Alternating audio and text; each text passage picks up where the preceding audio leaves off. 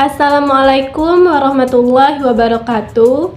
Perkenalkan, saya Nur Hazianti, saya dari kelas 22A Pendidikan Biologi Universitas Maritim Raja Ali Haji dengan NIM 2203030022. Di sini saya akan membuat video pembelajaran mengenai sumber belajar untuk memenuhi tugas ujian tengah semester mata kuliah belajar dan pembelajaran. Untuk itu, mari kita simak sama-sama videonya.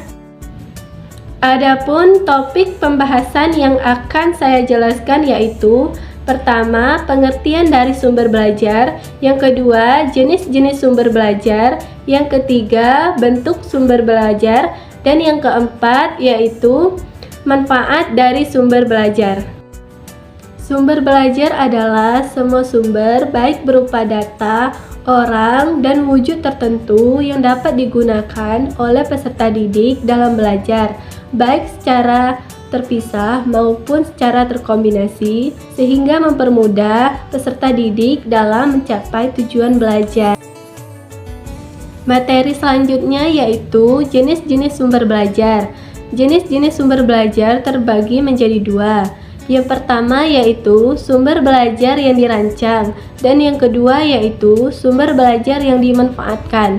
Sumber belajar yang dirancang ialah sumber belajar yang secara khusus dirancang atau dikembangkan sebagai komponen sistem instruksional untuk memberikan fasilitas belajar yang terarah dan bersifat formal.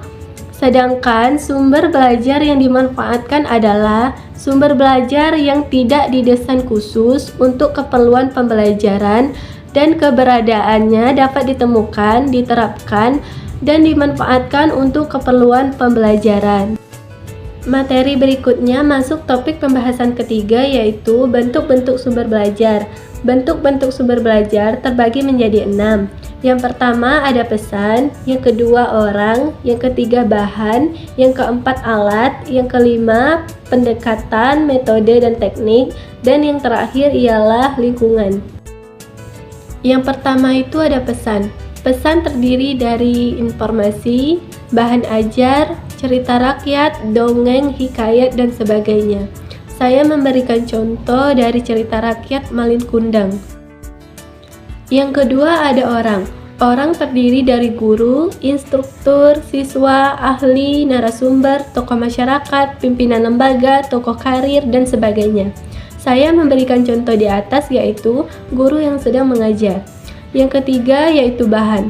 Bahan terdiri dari buku, transparansi, film, gambar, grafik, relief, candi, arca, komik, dan sebagainya. Saya memberikan contoh film Negeri Lima Menara yang disutradarai oleh Apandi Abdurrahman. Yang keempat yaitu alat atau perlengkapan.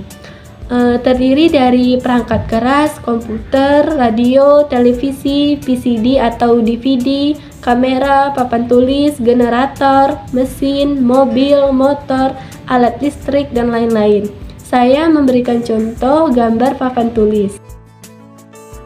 Yang kelima itu ada pendekatan, metode, dan teknik. Terdiri dari diskusi, seminar, pemecahan masalah, simulasi, permainan, percakapan biasa, debat, talk show, dan lain-lain. Saya memberikan contoh dari permainan anak-anak yang sedang bermain congklak. Yang terakhir itu ada lingkungan, yaitu terdiri dari ruang kelas, studio, perpustakaan, aula, teman, pasar, taman, toko, museum, kantor, dan sebagainya. Saya memberikan contoh di atas yaitu lingkungan pasar yang dipadati oleh orang-orang. Materi yang terakhir yaitu topik pembahasan yang keempat, ialah manfaat dari sumber belajar. Manfaat dari sumber belajar terdiri dari 4 bagian. Yang pertama ialah dapat memberikan pengalaman belajar secara langsung dan konkret. Yang kedua, dapat menyajikan sesuatu yang tidak mungkin diadakan, dikunjungi, atau dilihat secara langsung dan konkret.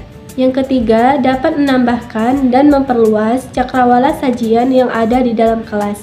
Yang terakhir yaitu dapat memberikan informasi yang akurat dan terbaru. Berakhirnya pembahasan saya tentang manfaat dari sumber belajar tadi. Maka berakhir pula video pembelajaran saya mengenai sumber belajar. Semoga bermanfaat untuk kita semua. Saya tutup dengan wassalamualaikum warahmatullahi wabarakatuh. Terima kasih.